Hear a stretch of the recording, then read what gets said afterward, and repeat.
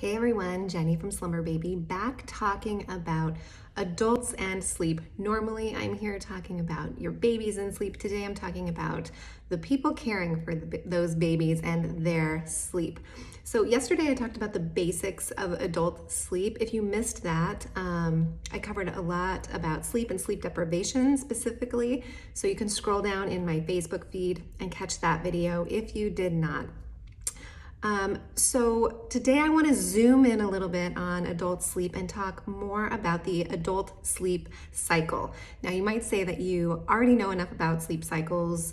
You might even know how long one is or the different phases that you go through, but not everybody does.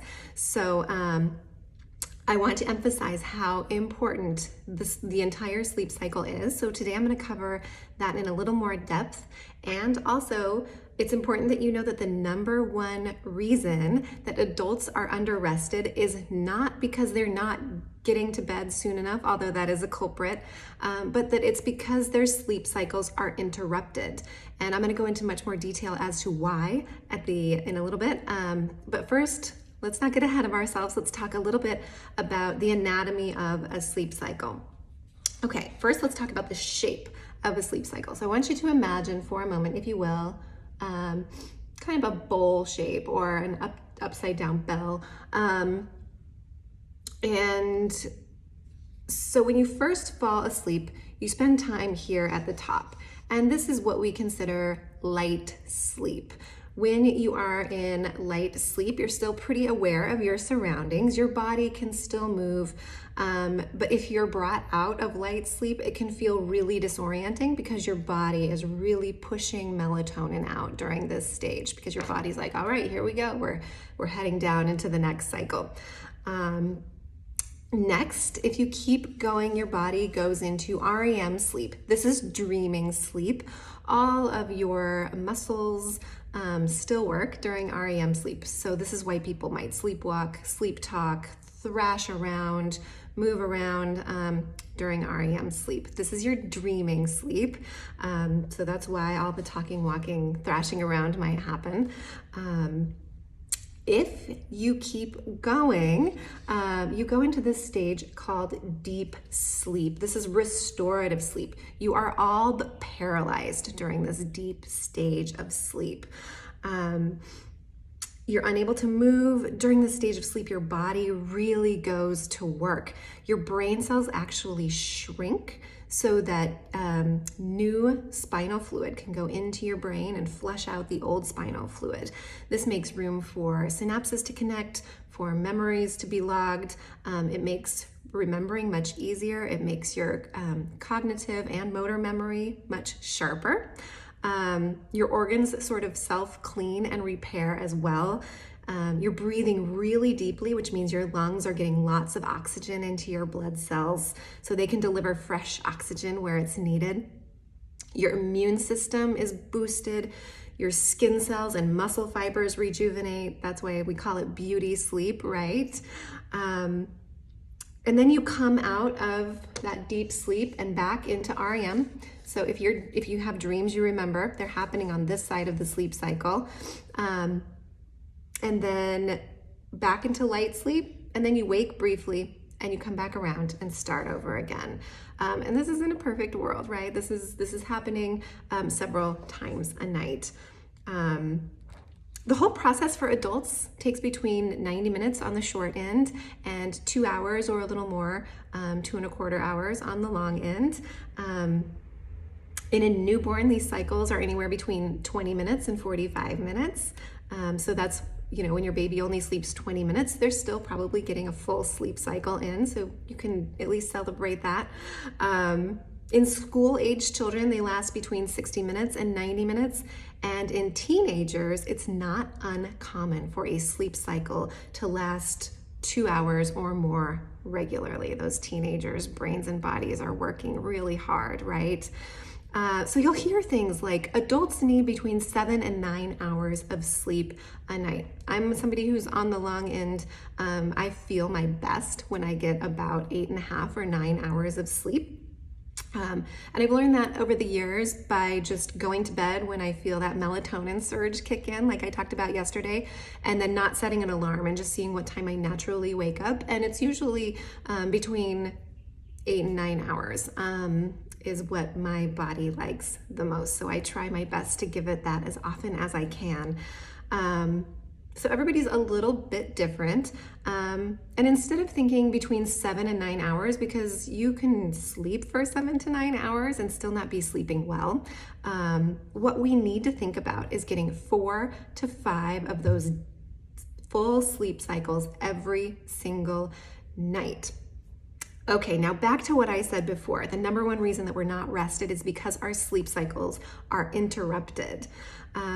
So when a sleep cycle is interrupted, you don't fall back to sleep and start where you left off. So let's look at our diagram again. So let's say I'm in light sleep, I go into REM sleep, and I'm woken up right here by my crying baby. I feed my baby, change diaper, do what needs to be done.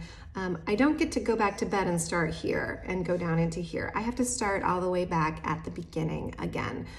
So we have a lot of parents who are they're sleeping here and then waking up, and they're sleeping here and then waking up, and they're sleeping here and then waking up. And so that is one reason why a sleep cycle is interrupted, right? And if you're a new parent and you're sleeping 7 or 8 hours a night, but you still feel so exhausted, that's why you're not getting a complete sleep cycle. Your baby might be getting a full sleep cycle, but you're not, right? The other thing that interrupts our sleep cycles are our own habits. And I talked about this a little bit yesterday. So going to bed too late or watching a screen too late wakes up the brain. The blue light of your computer screen or your phone screen sends a message that it's daytime still, instead of having a low glow like candlelight or lamp light that has a yellow glow will continue to help your brain and body calm down.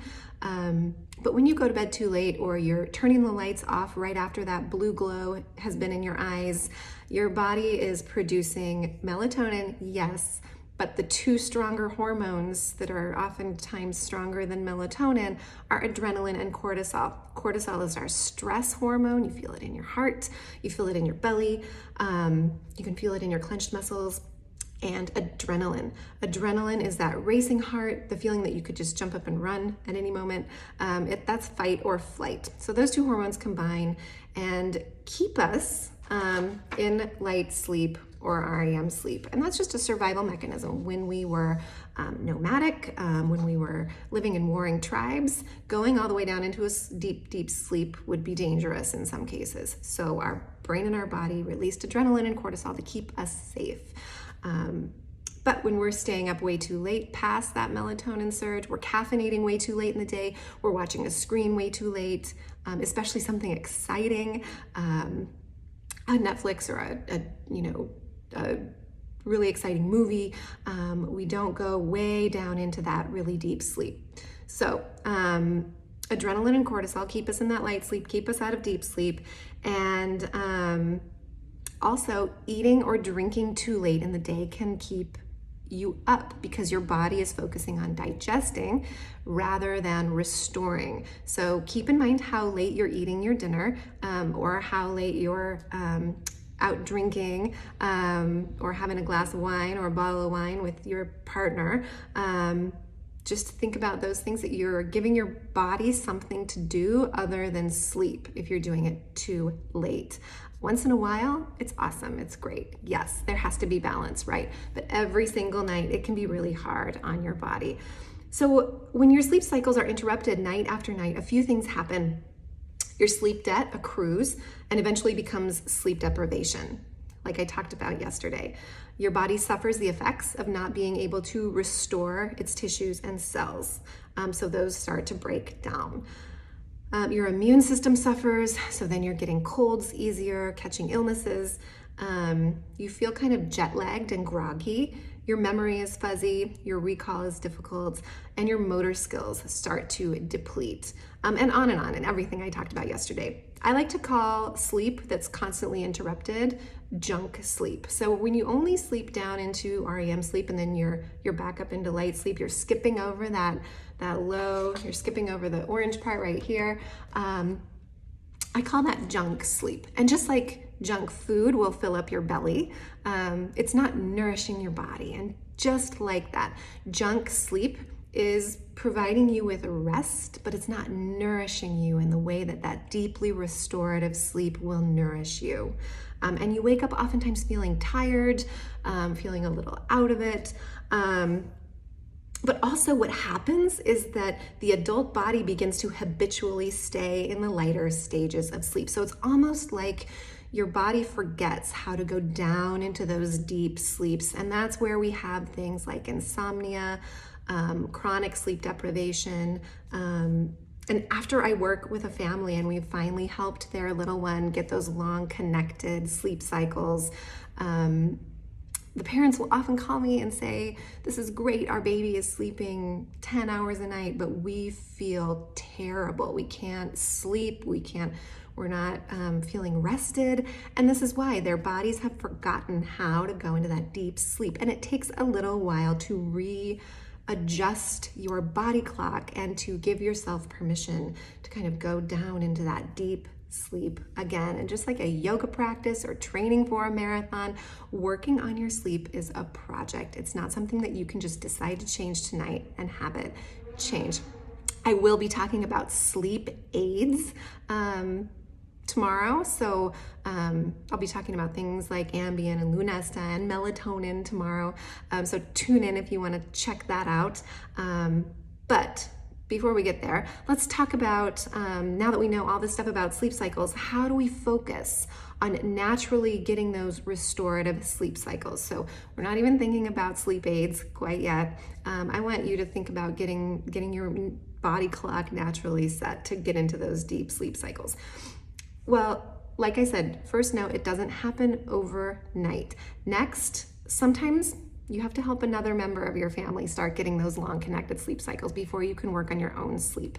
This is sometimes where I tell parents it's going to get a little harder before it gets a lot easier. So telling exhausted parents that they have to work on their child's sleep is sometimes the worst news that they can possibly get. But once you've got your baby sleeping better, then you can work on your own sleep. So sometimes it's a matter of helping your little one first and then helping yourself. I'm gonna link you to my Star Sleeper program in the description. So if your little one does need a little bit of help, you can click there and get started on that ASAP. So then you can get even closer to working on your own sleep. But there are things you can do. I assigned some things to you yesterday that will help you make a concerted effort in working on your own sleep. I asked you to pay attention to your own melatonin surge. What time is that happening? And for you to follow up with gentleness. So putting your pajamas on, making a cup of tea, turning the lights down. So responding to your own body signals in a way that communicates back with your body that yes, I am going to get you ready for bed. Even if bed is a couple hours away, just sort of, yep, I hear you. I'm not going to put caffeine in there. We're not going for a run.